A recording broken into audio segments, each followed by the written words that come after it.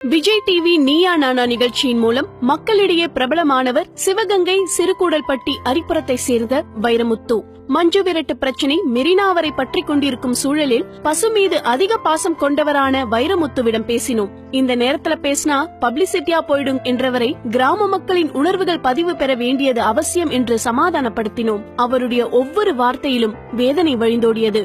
ஜல்லிக்கட்டு போராட்டத்தில் கலந்து கொண்டீர்களா என்று கேட்டோம். அதற்கு அவர், நான் இப்போ சிவகங்கையில இல்ல, பாண்டிச்சேரியில டீச்சரா வேலை பார்த்துட்டு இருக்கேன். எதையோ தேடி போயிட்டு இருக்கிற என்னுடைய பயணத்துல இப்போ பாண்டிச்சேரியில நிக்கிறேன். ஸ்கூல் டீச்சரா இருந்தாலும் தீர்ப்புக்கு எதிரா கருப்பு பேட்ச் போட்டுட்டு தான் போனேன். அதுக்கு சிலர் எதிர்மறையான கருத்துக்கள் சொன்னப்போ மனசுக்கு கஷ்டமா இருந்தது. ஆனாலும் ஜல்லிக்கட்டுக்கு தொடர்ந்து போராடுவேன். பாண்டிச்சேரி எனக்கு புது இடம் அப்படின்றதுனால ஒரு தயக்கமும் இருக்கு. இருந்தாலும் இன்னைக்கு போராட்டத்துல கலந்துக்க போறேன் என்றார். உங்க ஊர்ல இந்த வருஷம் பொங்கல் திருவிழா எப்படி இருந்தது என்று கேட்டோம். அதற்கு அவர், எங்க ஊரு பொண்ணுங்களோட மனசையும் தவிப்பையும் இந்த பேட்டி மூலமா சொல்றேன். ஊர்ல முன்னையெல்லாம் எல்லாரோட வீட்டு முன்னாடியும் மாடு நிக்கும். அதுவும் வீட்ல ஒரு ஆளாதான் வளரும். பிள்ளைங்களை படிக்க வைக்க, பொண்ணுங்களை கல்யாணம் பண்ணி கொடுக்கணும்னு அதையெல்லாம் வித்துட்டாங்க. இப்ப நிலம், பசு எல்லாமே கைய விட்டு போச்சு. ஊர் திருவிழா பொங்கல் ரெண்டையும் தான் அவ்வளவு சிறப்பா கொண்டாடுவோம். பொங்கல் எங்களுடைய பாரம்பரிய பண்டிகைனா ஜல்லிக்கட்டு எங்க பாட்ட முப்பாட்ட எங்களுக்கு கொடுத்துட்டு போன பாரம்பரிய விளையாட்டு.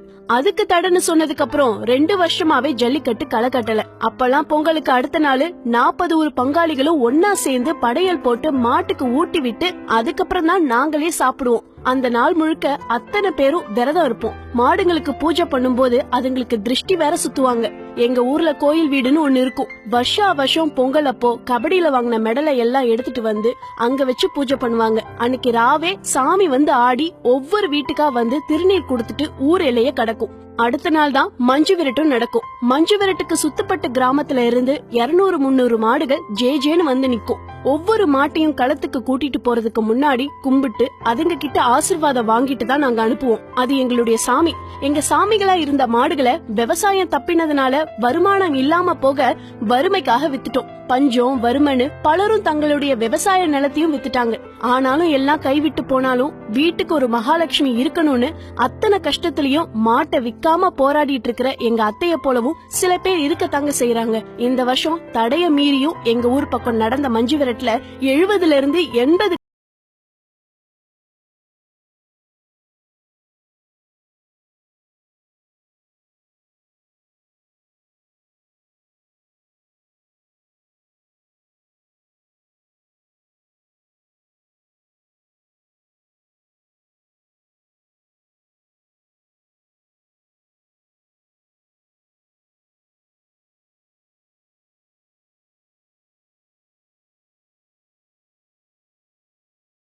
80போக மாட்டோம். ஆனா ஒரு கட்டத்துல வீட்டு வறுமைய சமாளிக்க அவளை பக்கத்து ஊர்ல வித்துட்டோம். லட்சுமிய வாங்கினவங்களுடைய வீட்டு வழியா தான் நான் பள்ளிக்கூடத்துக்கே போவேன். அவ என் உருவம் மறையிற வரைக்கும் என்னையே பாத்துட்டு இருப்பா.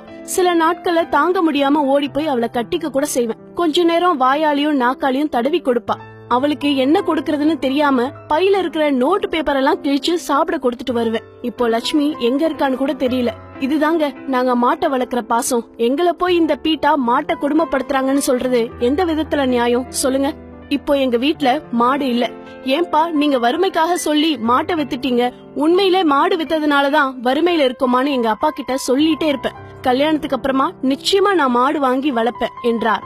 ஒரு ஆசிரியை மாடு வளர்ப்பதற்கான சூழல் அமையுமா என்று ஆச்சரியத்துடன் அவரிடம் கேட்டோம். அதற்கு அவர், ஜூன் மாசம் கல்யாணம் முடிவாகிருக்கு. என்னுடைய சொந்த அத்தை பையனை தான் கல்யாணம் பண்ணிக்க போறேன். அவரும் விவசாயம் குடும்பம் தானே, சேர்ந்தே மாடு வளர்ப்போம். படிச்சவங்க விவசாயம் பண்ண வைக்கணும்னு வரும்போதுதான்க்கா நிலத்தை எல்லாத்தையும் காப்பாத்த முடியும் என்றார்.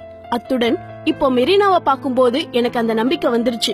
என்னை MSc B.Ed படிக்க வைக்கிறதுக்காக பாதி நிலத்தை வித்தாரு எங்க அப்பா. இப்போ என் கல்யாணத்துக்காக மீதியையும் விற்க போறாங்க. மனசு ரொம்ப வலிக்குது. இப்படி நிலத்தை அடமான வச்சு வித்து படிச்ச பிள்ளைங்க எல்லாம் நன்றி கடனா அந்த நிலத்துக்கு ஏதாச்சும் செய்யணும்ல, நான் நிச்சயம் செய்வேன் என்றார் நம்பிக்கையுடன். மேலும் இதே போன்ற சுவாரஸ்யமான செய்திகளை தெரிந்து கொள்ள சுட சுட சேனலை சப்ஸ்கிரைப் செய்யுங்கள்.